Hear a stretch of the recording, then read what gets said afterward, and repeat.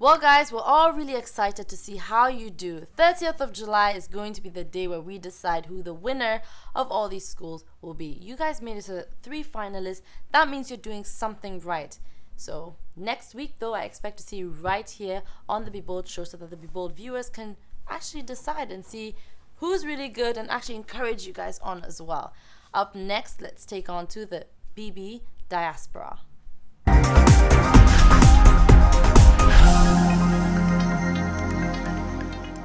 At the University of Johannesburg, life for students is as it is at a lot of universities across the continent. Lots of studying, exams, and figuring out what it really is that you want to do in life. Really, it's all fun and games until the real world just hits you. We met up with Thokozile, who is in her 3rd year studying BCom accounting, and Precious, who is also in her 3rd year studying marketing communications, as they share their experiences with Be Bold. I'm sure that you guys all know that the reason why you're on here today is because of Be Bold, and we're all about inspiring young entrepreneurs. And so we want to find out more about what you do and what challenges you face. Tell me a bit more about how you survive as a student at the University of Johannesburg. Well, I try to earn money by having a job here at the university, and I also am currently reliant on my parents. They give me most of my allowance, but yeah, the job is keeping me surviving. Yeah. And what about you? Yeah, mostly what she covered, parents, and then you do part-time work. That's what students do. They do like promotional work on the side, which would pay you plus minus 100 Rand per hour. And then I do the Vagina Monologues, a lot of voluntary work, but I'm mostly relying on my mother. That's something that both of you do, the Vagina Monologues. Tell me more about that. How's the experience been? Well, it's been amazing. I think we're getting to know each other way better than we thought we actually knew each other initially. But it's been an awesome experience because Precious is my friend for such a long time, and it's always so much fun working with her because she's so bubbly and she's absolutely awesome. But the initial, reason for organizing the Vagina Monologues is the biggest and most important reason to raise money for NISA, which is an NGO here in South Africa, developing women who have been victims of violence. So yeah. Just to add on, we think that the youth of today in South Africa are faced with different issues that the youth of before 1994 in the apartheid times were faced with.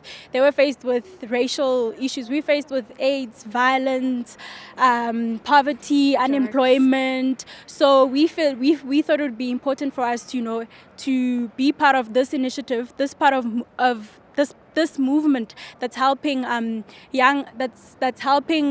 that's for the betterment of our society, because violence is a serious issue in our societies. It is the focus right now is on AIDS, and we need to look at the causes of AIDS. Some women are violated, which leads to AIDS. So she's raped, and then she got AIDS through rape and all these other issues. Yeah.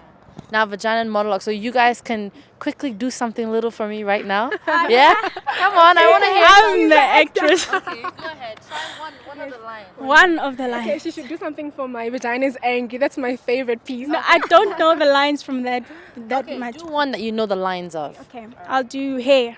The monologue is called Hair. Okay. Then later, when he was pressing against me, I could feel his spiky sharpness sticking into me. My naked, puffy vagina. There was no protection. There was no fluff. I realized then that hair is there for a reason. It's the leaf around the flower, the lawn around the house. You cannot pick the parts you like. Awesome. Wow. Exactly what I'm talking about. Wow. Yeah. That, and what message is that given away? Like, what message is that supposed to give to the viewers? Tell me. It's supposed to give the viewers the message that it is important for men to appreciate women as they are. Because what happened in the piece is that there was a lady who had a husband who wanted her to shave off her pubical hair. And the lady was very uncomfortable with this. So the core message is that men should appreciate women the way they are and just take them as they come. Unbelievable. The monologues are based on real life stories. The script writer Eve Ensler interviewed over 200 women with different experiences who were abused differently, emotionally, physically, mutilated, So they're based on real life stories. And they're global experiences, so it's not just in one country, it's all over the world where women experience violence. Being violated. Wow, so this is the artsy side of things with you guys. Yeah. Now tell me more about the more serious stuff of working and trying to make money in this society. How is it for you guys when you graduate from university now? What is it like entering the job market? Okay.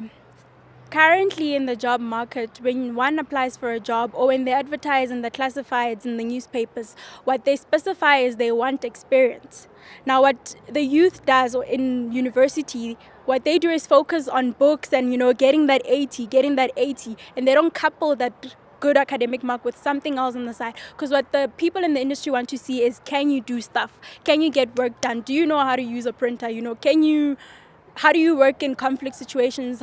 Any challenges that you face in group work, teamwork, any leadership experiences you've gained from varsity? And they're not currently doing that because they're thinking, all I need to do is get that 80%. And then, I'm in. Once I finish, get my degree, I'm top number one. But, they're forgetting that if she has an 80, I have an 80, he has an employer, who are they going to choose? What are they going to base the decision on? They're going to go back to your extracurricular activities. So that's the challenging bit, the fact that you need to couple your degree with something else on the side, whether it be sports, whatever it may be, so you can get more experience. Now, you were the president of ISEC last year, and you probably most likely dealt with a lot of people that came, South Africans that tried to also leave the country to try and get some experience outside.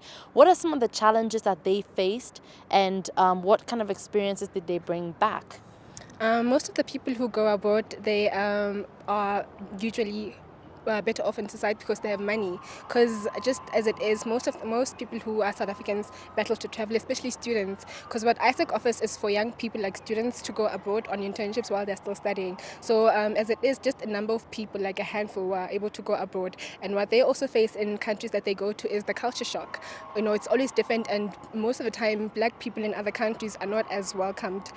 Because they still believe that in Africa we're still living in places where the lions are roaming free. And we're still wearing skin, so they also faced a lot of those stereotypes. But sometimes they are able to overcome those, and they come back with experience, and they're like, what, I was able to change somebody's perspective about what Africans are all about. And sometimes they say when they get to the other country and after their internships, most people want to come to Africa and see what is going on here for themselves. And as it is, we have so many international students from other countries who are coming here, and they also are so surprised by the way we are living, because they once a friend of mine said to me that here and in Germany the standards of living are kind of the same, like this is sort of like being at home, only it's in Africa.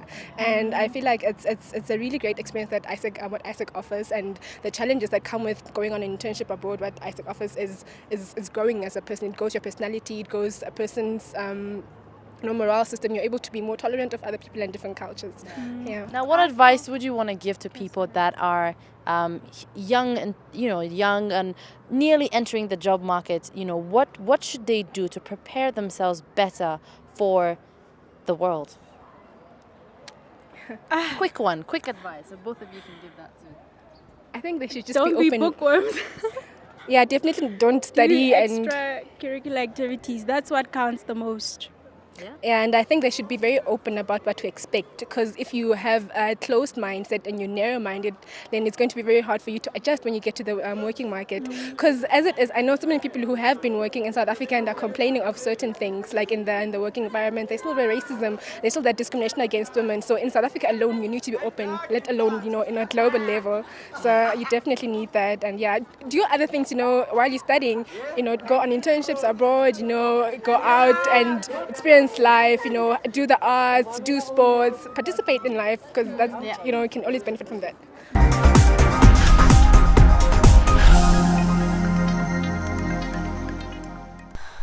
Very interesting challenges they face over there too. Like I said, it seems like it's the same challenges all across the continent. It's just about how to find our ways around it and make it work for us.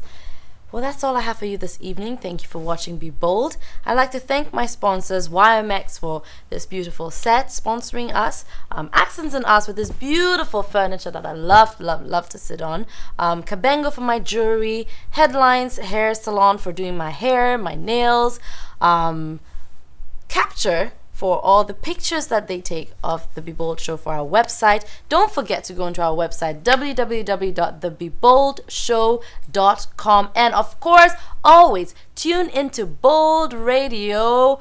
Be bold.